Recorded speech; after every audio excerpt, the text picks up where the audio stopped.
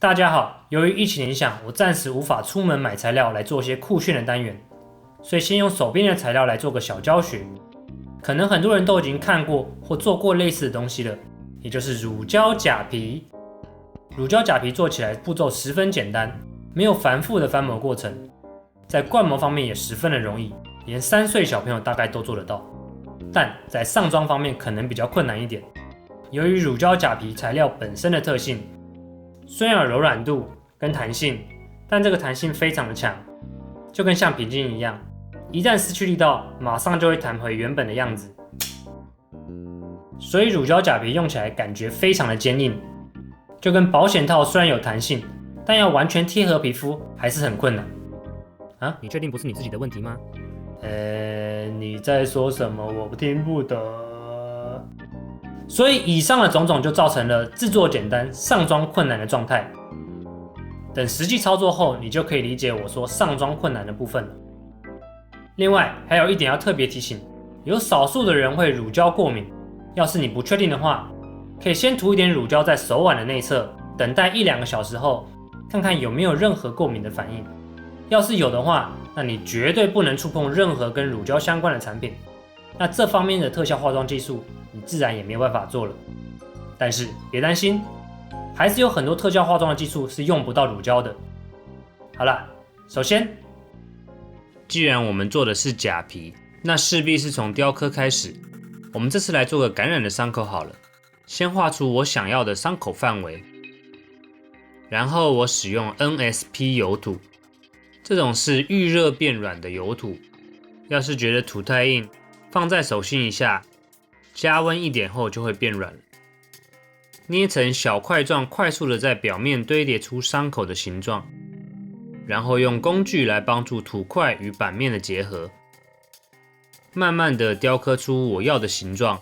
一边雕刻不要忘记看参考的图片。接着修饰我们这个山丘的形状。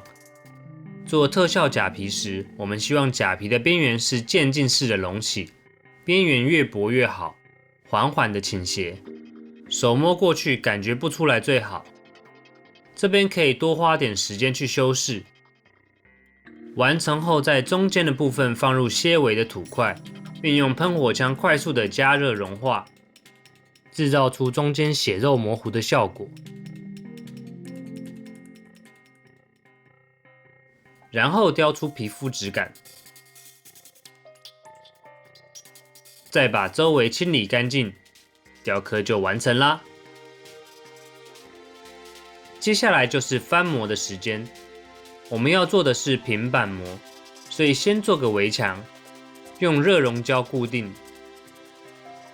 有别于之前做的平板细胶模，我们这次是要做平板石膏模。为什么要做石膏模呢？这个有关于石膏的特性，关于这方面可以去看看我的乳胶面具篇，里面有详细的原理解说。把石膏混合好后，先用刷子刷过表面，这个方法可以有效率的减少气泡的产生。再把剩余的石膏倒入土墙里面，然后不断的敲打桌子或摇动这块板子，借由震动可以让石膏里面多余的气泡浮出表面。等石膏干了之后，打开模具，把里面的土挑出来，并用酒精把模具清洗干净。接着就要准备制作我们的乳胶假皮了。乳胶假皮跟其他的假皮在灌模上略为不同。乳胶一旦涂厚了，干的速度很慢，加上乳胶本身会有点缩水，所以我们要一层一层的上。关于这方面，我之后再做个影片给大家讲解。在制作乳胶假皮的时候，由于一层层的上，所以假皮的厚度完全取决于我们上乳胶的方式。我会希望假皮的边缘薄，但中间有一定的厚度。乳胶越薄就越有柔软度，越厚就越硬。要是中间太薄，会无法支撑我们雕刻出来的形状。所以我们在上乳胶的时候，像是画同心圆的方式，一层一层的往内缩小范围，所以最外围的部分只有1层，而中间可能有个4-5层，这样我们在上妆的时候边缘才可以顺利的融入皮肤里面。记得每一层都要干了，之后才可以上下一层。在乳胶完全干透之后，也就是颜色完全变了之后，就可以撕起来了。那乳胶刚干的时候，表面感觉会有点黏黏的，它不会真的黏到别的东西上，但它会跟自己互相黏住。所以为了防止它互相黏在一起，我们可以用一点蜜粉铺在表面来防止粘黏。那我们的乳胶假皮就完成啦。接下来是上妆的时间。这次我使用 Telesis 粘着剂来粘假皮。Telesis 是一种细胶底的粘着剂，在干了之后还是保留了细胶的柔软度，所以在特效化妆中广泛使用。我们也可以使用乳胶或是 Prozay 来做这个步骤。这边要注意一下乳胶假皮的特点。假如今天做的伤口比较厚一点，你就会明显的感受到假皮是空心的。对于薄薄的假皮可能差别不大，但对于厚的假皮，记得不要把中间压下去哦，否则假皮会变形。要是真的缝隙很大，可以塞一些棉花进去来防止变形。粘好之后，可以用这种质感海绵，稍微用乳胶或是 Prozay Cream 粘在假皮边缘，做个结合的动作。像这样颗粒状的质感，可以模糊我们的假皮边缘。在上色之前，可以使用定妆喷雾之类的产品，这些产品会些微的给予假皮一层覆盖物，帮助颜料的附着。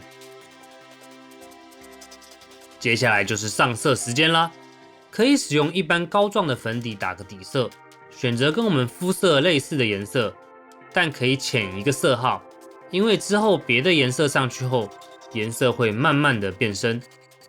记得上完之后要压蜜粉。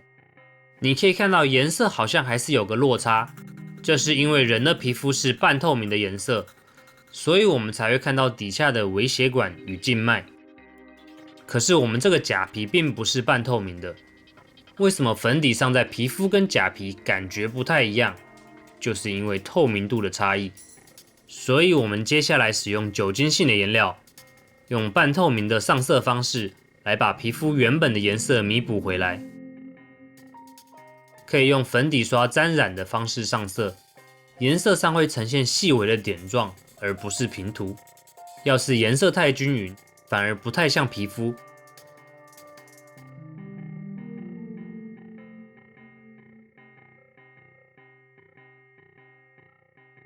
接着就把伤口中间画个底色，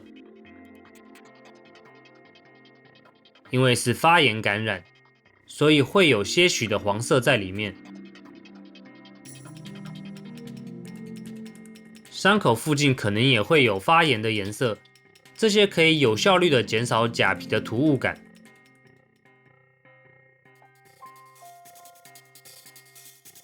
颜色完成后，就要涂上一些血水或是化脓的液体。这边教大家一两个特别的小技巧。首先第一个是使用面速力达姆，没有想到吧？这种白白半透明的颜色，正好跟化脓流出来的东西颜色有点类似。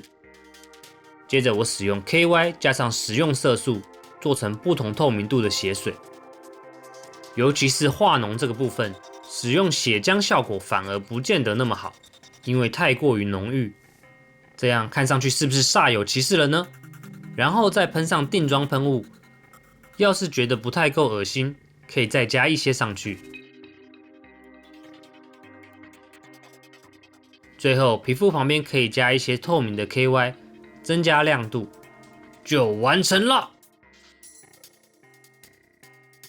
最后不要忘记卸妆，最好使用专业用的特效卸妆油，慢慢的用笔刷或棉花棒从假皮的边缘揉开来。要是真的没有特效卸妆油，也可以使用酒精，但这样会有点伤皮肤，不太建议这样做。大功告成，看起来是不是很容易？就是这么容易，那你还在等什么？赶快做做看好去吓吓朋友吧。乳胶假皮看起来比较廉价一点，但这样的效果在好莱坞的电影里面也还是有在用哦，尤其是在僵尸的电影里面，遇到上百只僵尸的场景，总不可能每一只僵尸都花上大笔的预算，所以乳胶假皮就是最好的办法。只要用点心，一样可以做出高品质的特效妆。大家有机会一定要试试看哦！